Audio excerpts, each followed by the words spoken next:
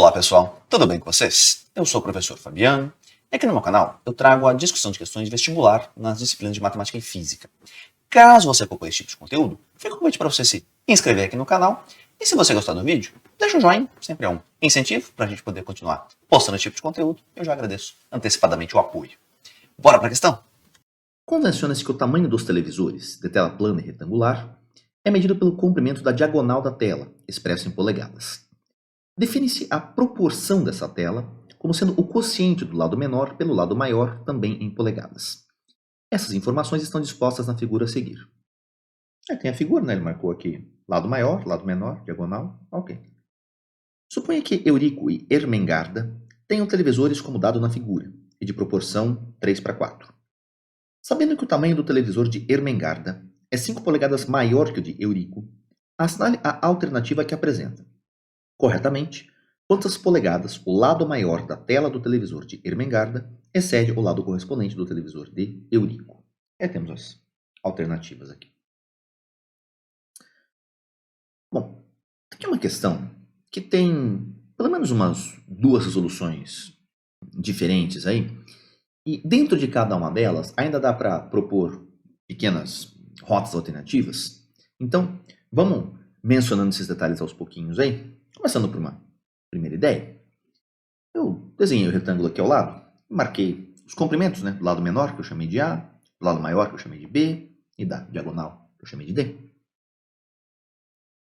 E quando ele me fala em proporção 3:4, tá, ele definiu aqui, né, o que é proporção como medida do televisor. É quociente do lado menor pelo lado maior, né? Do comprimento dos lados, no caso. Ou seja, com as nossas letras aqui, A sobre B é isso que vai ser 3/4.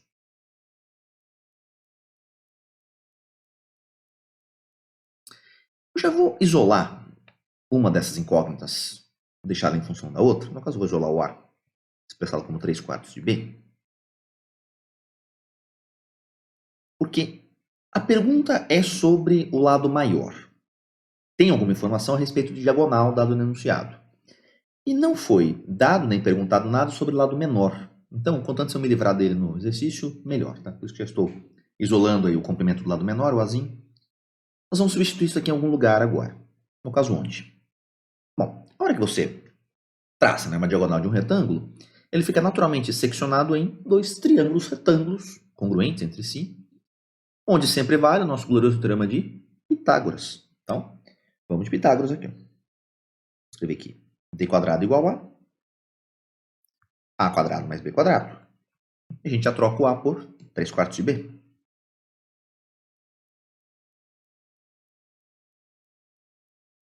Vai ficar isso daqui ao quadrado mais B quadrado. 3/4 ao quadrado é 9 em 16 de B quadrado. E mais. Então, vamos tirar a MC aqui para adiantar uma passagem. Esse 1B quadrado, que é a segunda parcela, fala que é 16 sobre 16 B quadrado.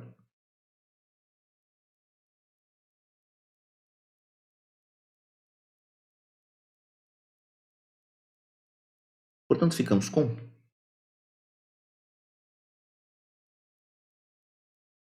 25 sobre 16 B quadrado. Bom, é uma equação de segundo grau na variável D, né? Matematicamente, ela tem duas opções de resposta, mais ou menos 5/4 de B.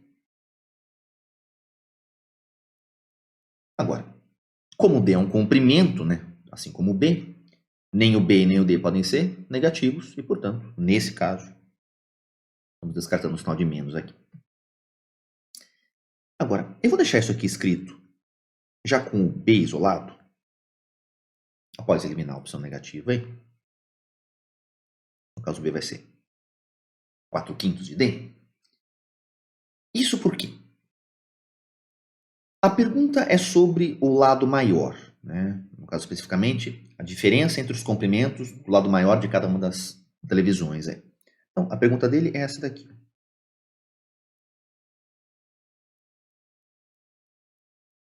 O comprimento do lado maior do televisor da Ermengarda, que menos o lado correspondente, ou seja, o lado maior também, do televisor do Eurico. Comprimento dele B. E assim como não foi perguntado nenhum desses comprimentos individualmente, mas sim a diferença entre eles, também não foi dado o comprimento de nenhuma das diagonais explicitamente, apenas a diferença entre elas. E aí fica justo, né? Então, vou falar aqui, 4/5 da medida da diagonal é do televisor da Ermengarda menos 4/5 do comprimento correspondente da TV do Eurico. Coloco 4/5 em evidência.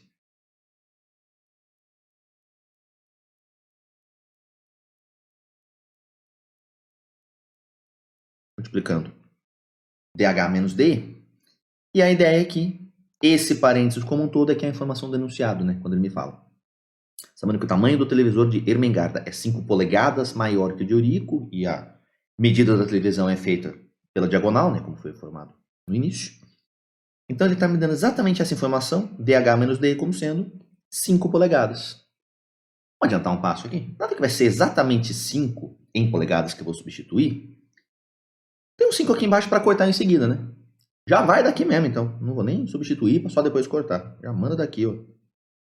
Cancelamento. Então, abraço para um 5 em cima e embaixo. Ficamos, portanto, com 4 polegadas. Como resposta.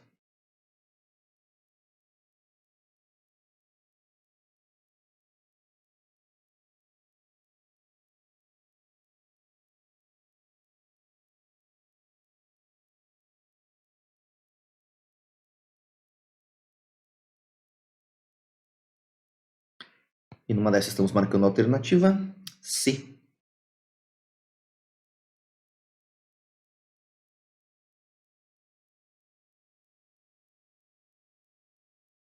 Ok? Então, temos a primeira resolução.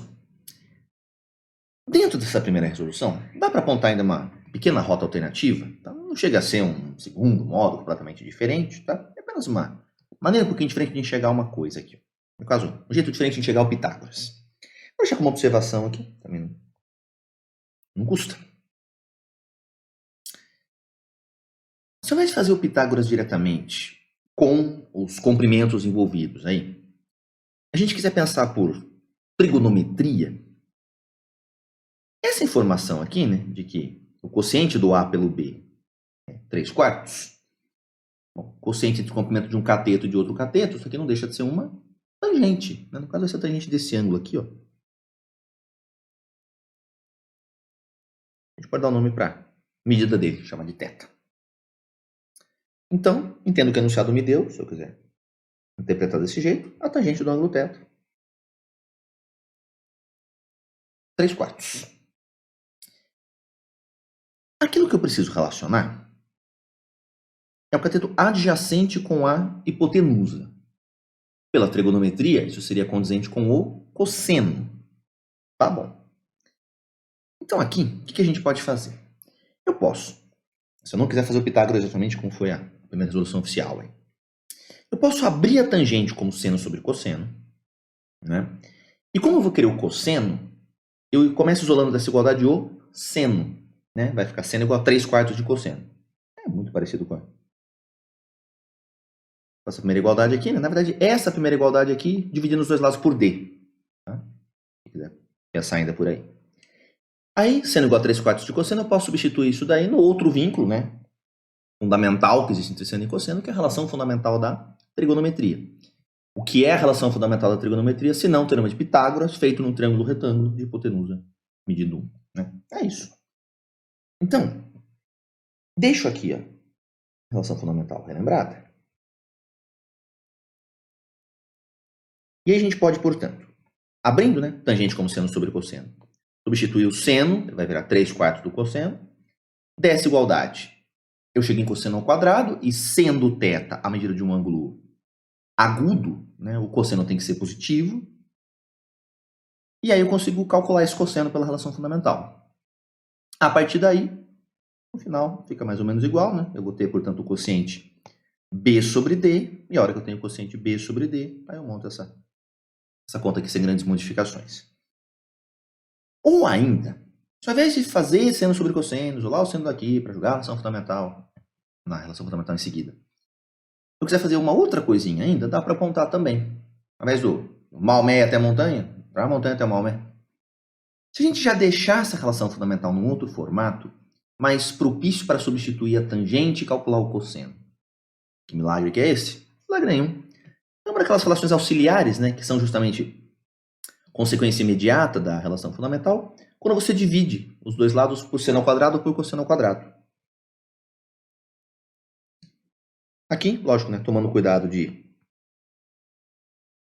certificar que eu posso fazer isso, se não há perigo do θ ser 90 graus, né, que teria cosseno nulo como ângulo interno de um triângulo. Então, não tem perigo do cosseno ser zero. Tá? Posso dividir isso aqui tranquilamente por cosseno ao quadrado. E aí a gente vai ficar com o formato alternativo, né? Seno ao quadrado sobre cosseno ao quadrado é tangente ao quadrado. Mais um cara sobre ele próprio vai ser 1. E do outro lado ficaria 1 sobre cosseno ao quadrado. Se quiser falar chique, quiser falar que é secante ao quadrado, não precisa. Né? Aí você pode já substituir a tangente aqui, calcula, né, o cosseno por esse outro caminho, ou alternativamente, se você já quiser montar também, né, substituir o cosseno ao quadrado como sendo b sobre d tudo ao quadrado, já sair com as letras dali. É tudo maneira um pouquinho diferente, tá? Eu nem chego a mostrar um jeito tão diferente assim, porque, no fundo, só está mudando um pouquinho a maneira de aplicar o Pitágoras, né? Ao invés de ser diretamente o teorema de Pitágoras com os comprimentos aí. É a relação fundamental da trigonometria, mas reforço, é um Pitágoras escrito de outro jeito. E, né, ao invés de estar com quociente b sobre d, você vai estar chamando esse cara de cosseno. Tá bom? Mas, no fundo, as ideias, as contas são muito parecidas. Tá? Então, deixo isso daqui mais de pequena rota alternativa ainda dentro do primeiro modo. De maneira mais trigonometria de descrever as coisas. Mas não é muito diferente. Vamos observar uma segunda ideia, essa já é um pouco diferente aqui. Então, segundo modo. Como as duas televisões têm a mesma taxa de proporção ali, né, 3:4, o comprimento do lado menor para lado maior, em outras palavras, né, marquei na primeira resolução, vou marcar aqui de novo, esse ângulo aqui, ó, ângulo θ, né, cuja tangente é 3/4, vai estar se formando tanto entre a diagonal e o lado maior do retângulo pequeno, né, da televisão do Eurico, quanto para o retângulo maior, né, televisão da Ermengarda. Isso significa que, se eu colocar as televisões, né, isso abstraindo um pouco, os retângulos que as representam, em sobreposição com a coincidência de um dos vértices e dois lados consecutivos aqui do retângulo maior estarem contidos em lados consecutivos aí do maior, como o mesmo ângulo está aparecendo, né, entre a diagonal e o lado maior nos dois retângulos, a diagonal também vai acabar ficando contida, né, a diagonal do retângulo menor, vai ficar contida numa diagonal do retângulo maior. Falando a mesma coisa de outro jeito, esses três pontos aqui, ó, este e este, vão ser colineares. Tá? E a partir daí, o que isso me garante? Se eu chegar aqui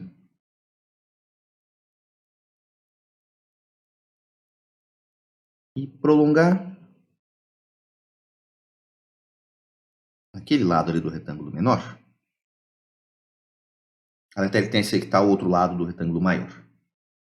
Bom, esse cara é paralelo a esse daqui é paralelo a esse, então aqui também se mantém um 90 graus.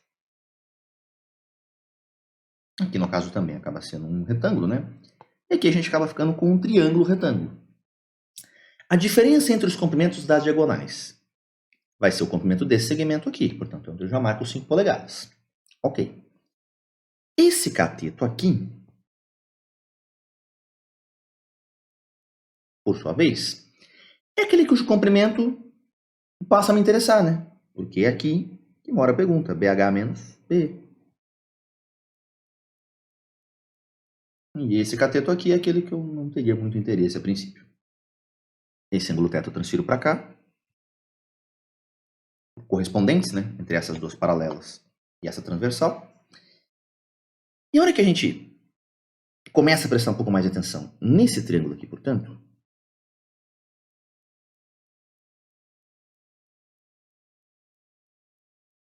Eu deixei ele isolado aqui do lado para a gente não confundir.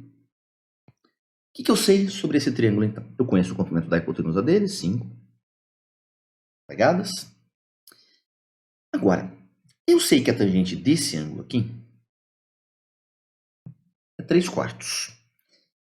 Há maneiras até mais formais de colocar isso, né? Como eu apontei agora no final da primeira resolução, aquela pequena alternativa ali. Aqui eu vou impor esse fato de uma maneira equivalente, né? Mas um pouquinho diferente a princípio, aparentemente. Significa que, se a tangente desse cara é 3/4, então este lado aqui tem que medir 3/4 deste lado aqui, né? É esse. A igual a 3/4 de B. Ok. Então, se aqui fosse 3, por exemplo, aqui teria que ser 4. E vice-versa, né? Se aqui fosse 4, aqui teria que ser 3. Se aqui for 40, aqui teria que ser 30. Se aqui fosse 4 milhões, aqui teria que ser 3 milhões. De modo mais geral. Se aqui for 4K, aqui tem que ser 3K. Onde esse K é alguma constante de proporcionalidade aí. Beleza. Só que aí eu caio no triângulo retângulo extremamente famoso, aliás, o mais famoso e conhecido, notável de todo, o triângulo pitagórico. O clássico 3, 4, 5. No caso, né, o cateto mede 3K, o outro cateto mede 4K, a hipotenusa automaticamente eu sei que mediria 5K. Não deixou de ser verdade aqui. Então, a hora que eu imponho esse fato, eu acabo estabelecendo uma igualdade, né, entre o 5K e o 5. Conclusão. 5K é 5, então o K vale 1. Ou seja, isso aqui acaba revelando que, na verdade, esse triângulo aqui, ele não é só um semelhante ali da família do 3, 4, 5. É um mero triângulo semelhante. É mais forte do que isso. É congruência. É o triângulo 3, 4, 5, na verdade. A partir daí, o 4K, portanto, vai medir 4. Mas o 4K era exatamente o comprimento que me interessava, né? Então,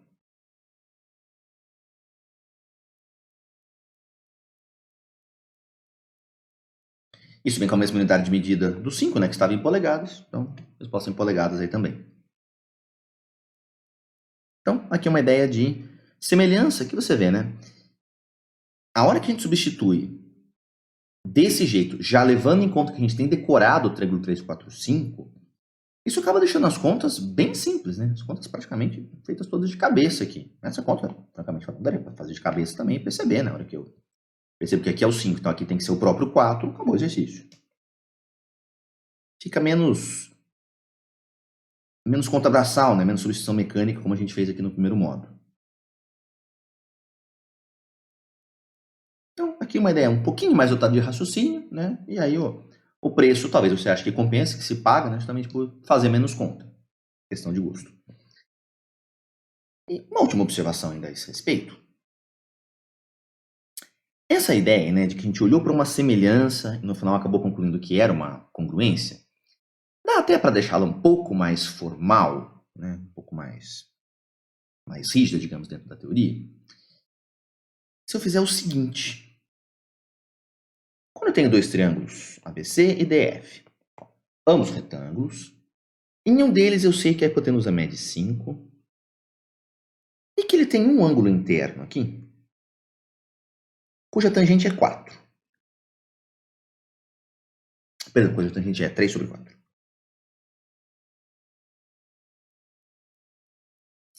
Aí você olha para esses números e você começa a desconfiar que provavelmente seja o triângulo 3, 4, 5 que ele está usando ali. Você fala, tá, mas como é que eu preencho justamente essa lacuna, né? Entre o eu acho, eu suspeito que seja o triângulo 3, 4, 5, até eu ter o jeito formal de cravar que é realmente o 3, 4, 5. Quando a gente dá aula de geometria, né? Isso é uma coisa que salta muito na vista quando a gente está ensinando uma das partes da matéria. Uma parte da geometria que serve exatamente para esse serviço. Tá? É muito típica a utilização dela nesse formato. De eu olhar para uma situação que eu já Desconfio, né, que provavelmente vai acontecer, que é alguma igualdade entre medidas de lados ou de medidas de ângulos, mas falta algum argumento formal para preencher essa lacuna. Tipicamente, quem entra para preencher essa lacuna é congruência de triângulos. Tá? É a maior utilidade dela dentro da teoria, inclusive. Tá bom? Serve para provar muitas propriedades, né, que são posteriormente deixadas à disposição para exercícios, mas também pode aparecer diretamente exercícios muito com essa utilidade. E aqui, exatamente isso. Quando começa a desconfiar que é o triângulo 3, 4, 5, você fala, tá, deixa eu colocar um triângulo 3, 4, 5 aqui do lado então, né? Sei que ele existe, é um triângulo retângulo.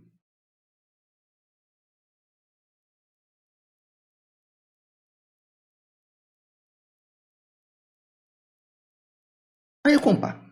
Bom, sendo essa medida θ a medida de um ângulo agudo, aqui é importante para não faltar rigor. Nesse intervalo, qualquer uma das funções trigonométricas, seno, cosseno, tangente, são todas funções injetoras. É o jeito chique de falar o quê? Que não vai ter duas medidas diferentes para ângulos nesse intervalo, com o mesmo seno, com o mesmo cosseno, com a mesma tangente. Só tem um. Então, escrevendo isso aqui, ó, vou colocar com a linguagem matemática. Precisa? Existe um único, tá? Existe e é único. A medida θ nesse intervalo, né, intervalo aberto aí do 0 graus até 90 graus, tal que a tangente desse cidadão é 3/4. Para quem tem um pouco mais de experiência com o triângulo 3, 4, 5, né, também é outro cuidado que a gente costuma enfatizar em aula, dado que ele não tem ângulos internos de 30 e 60 graus, não dá para querer tudo também, beleza dos lados, beleza das medidas dos ângulos internos. Não é isso que acontece no 3, 4, 5. Ele tem ângulos internos aproximados de 37 e 53 graus. Tá? No caso, esse θ aqui, ele é aproximadamente 37. Tá? Mas, enfim, saber qual é o valor desse θ explicitamente não faz diferença para mim. O que importa é que ele é único. Por que eu estou interessado nessa unicidade? Porque se é o único ângulo que vai satisfazer isso daqui, né, a medida do ângulo que satisfaz isso daqui, eu estou autorizado, portanto, a falar que aqui também vai ter a mesma medida θ no triângulo 3, 4, 5. Tá? Porque a tangente desse ângulo aqui também é 3/4.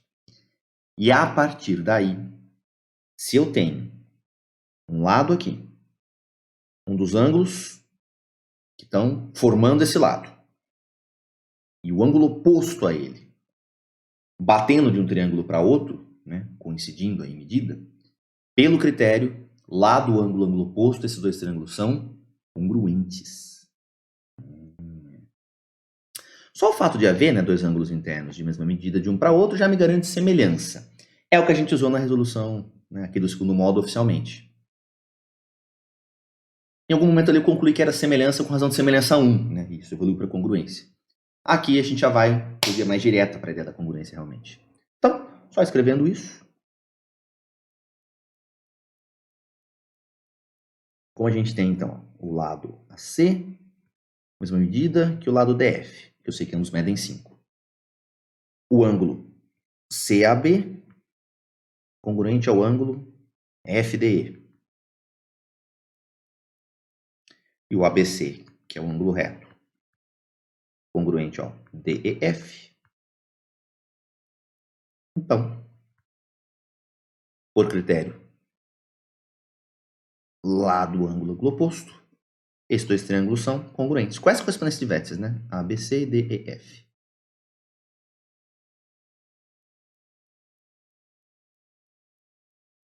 E a partir daí, é imediato que o AB vai medir 4.